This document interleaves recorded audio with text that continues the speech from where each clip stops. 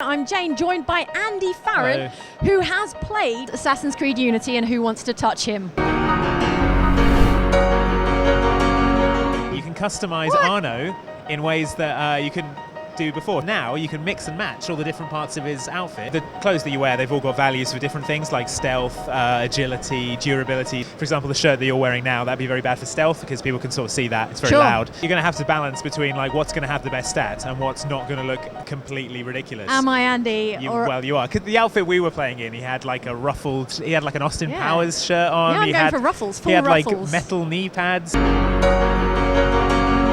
You were playing the co-op demo with a demonstrator. I was watching, and your Arno appears in the customized outfit of your choosing. Ridiculous outfit I had. And the demonstrator's Arno also appeared in your co-op game, but not with a different face. You were both Arno, right? Yeah, we were both Arno. I wasn't seeing things. No, we were definitely both Arno. He had a green coat on, I had a blue coat on. Okay.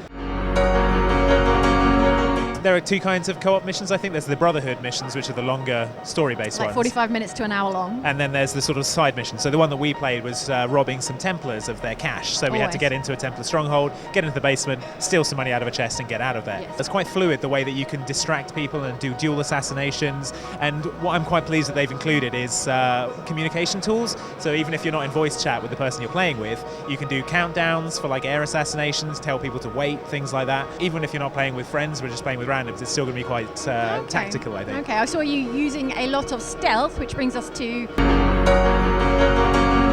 Stealthing. like real stealthing, not social stealthing, none of this blend, crowd nonsense. Yeah, right. Actual sneaky stealthing. Yeah, so you hold in the trigger, the left trigger, and you go into a crouch, and then you'll creep around stealthily, and you can also snap to cover now, so you can hold yourself in cover, peek out, look for people. Yeah, the stealth felt good. It's still quite a long time for guards to notice you. They'll catch a glimpse of you, and you get the little meter fill up still, so you can sort of sneak back around a corner and back in and stuff. You can still sort of game it a bit like you could before, but on the whole I was impressed with the stealth mechanic.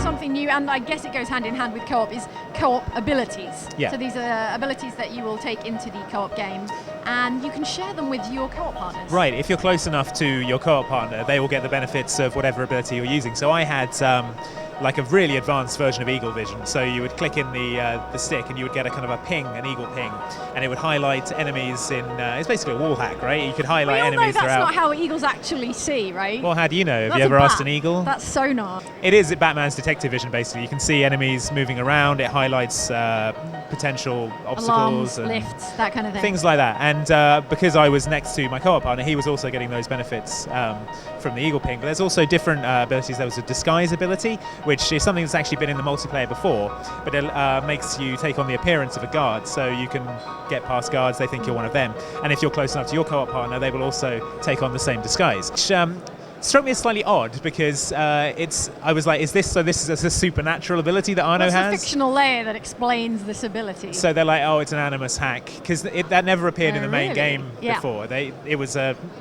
bit of the fiction for multiplayer, but now they're including that in the main game as well. Okay. One other thing that was new was you can now assign skill points that you get when you finish missions, and you can put them into different classes of weapons. So there's your basic swords, pistols, but you also get rifles and like heavier weapons. There was a pickaxe. I guess it's kind of in keeping with the theme of the French Revolution. On a pike. But certain weapons like heavy weapons and heavier guns, you need a specific skill to be able to use them. Okay. So you need to be able to unlock that skill through playing missions, and you tailor your build of Arno to the way that you want to play. If you just wade in with a pickaxe, if that's like Mike probably I would imagine is going to be doing, then he's going to be putting all his points into pickaxing, whereas I'm probably going to go more stealthy. But it's cool they're giving you the option now to sort of play how you want with your skill points, but also with your trousers and hat and shoes.